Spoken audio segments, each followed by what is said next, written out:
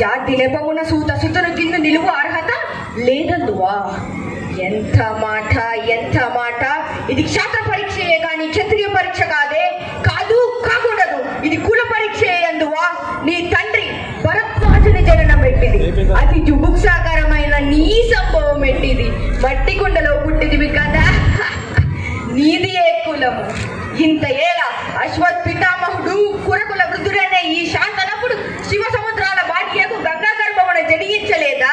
ఈయనది ఏ కులము? నాతో చెప్పిస్తేమయ్యా, మా వంశమునకు మూల పురుషుడైన వశిష్ఠుడు దేవ వైశ్వకు ఊర్వశీ పుత్రుడు కాడా? అతడు పంచమజాతి కన్యయైన హరిందకు ఎందు శక్తిని, ఆ శక్తిని చండాలంగా ఇందు పరాశరుని, ఆ పరాశరు